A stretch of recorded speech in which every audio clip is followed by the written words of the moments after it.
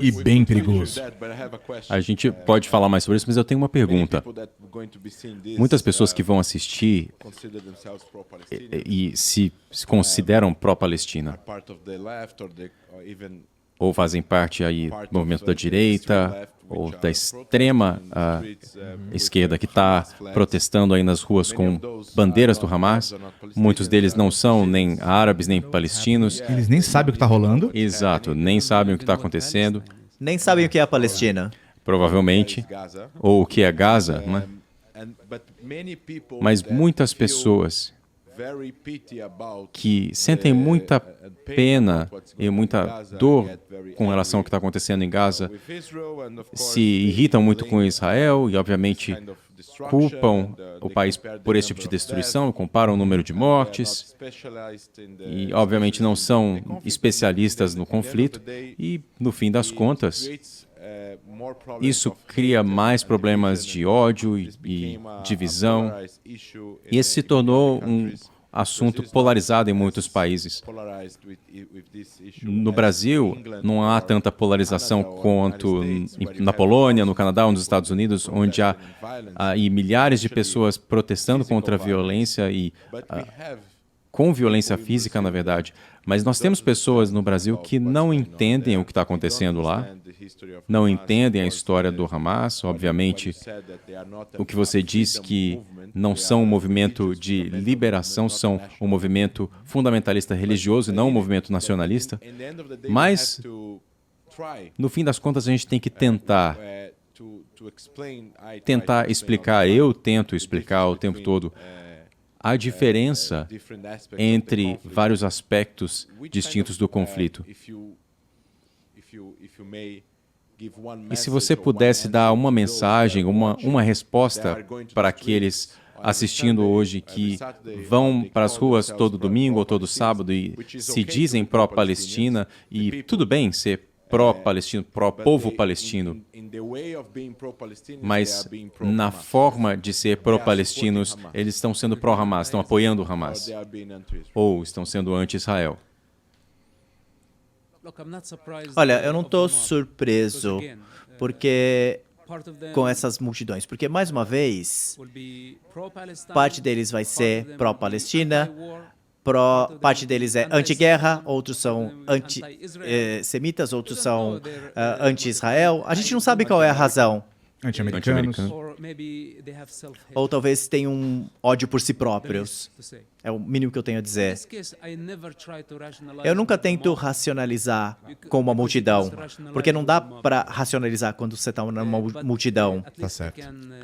Mas, pelo menos, eu posso falar com o presidente do Brasil, porque quando a gente pensa nessa posição de responsabilidade, você não é um cara que está lá na rua protestando, você vê as fotos na rede social do protesto, de um fantasma iraniano criando uma conta de rede social, levando as pessoas à rua e o gado seguindo, né? Eles nem sabem quem é o chefe ali, quem está por trás dessas contas que levam as pessoas às ruas. Mas para o presidente, que tem serviço de inteligência sob sua responsabilidade, que tem todas as pessoas que pensam, tem todos os conselheiros, eles não podem ignorar o assunto. E quando eu falo ignorar o assunto, isso é baseado na declaração dele de comparar um Estado democrático que está se autodefendendo e um grupo terrorista selvagem e falar o grupo terrorista é violento e o Estado de Israel é violento. Como que você pode comparar esses dois casos? Um caso é uma democracia que quando eles vão à guerra, eles votaram como ministros, o governo em si foi dissolvido e um governo de unidade foi criado com todos os partidos, esquerda, direita, direita, centro. Todos os líderes do país se reuniram, os veteranos, os filósofos, os pensadores, e eles esperaram antes de começar a guerra, ao passo que o Hamas tinha um plano secreto e eles começaram um genocídio. Não foi uma guerra em autodefesa para erradicar um grupo selvagem. Eles começaram uma guerra transformando a região num caos e o globo num caos, né?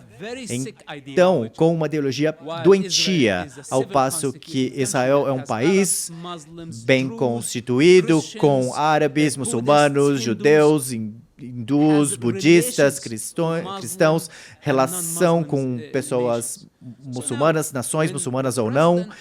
Então, quando o presidente do Brasil compara baseado em quantas pessoas morreram aqui e quantas pessoas morreram lá, esse é o julgamento de uma pessoa ignorante na rua, e eu nem vou desperdiçar meu tempo com isso, mas como presidente, é preciso saber a diferença entre um genocídio, que é a matança sistemática de crianças, situações com pessoas sequestradas, né? O Hamas cometeu 3 crimes principais. Todo mundo que está ouvindo aqui precisa entender. O primeiro crime é o genocídio. O segundo crime, tirar as crianças das pessoas, usar os escudos humanos. Depois, sequestrar pessoas para barganhar para a liberação dos assassinos em massa do Hamas que passaram dezenas de anos, estavam por dezenas de anos na prisão, voltando para a rua para que eles possam realizar mais ataques terroristas. Então agora eu comparo isso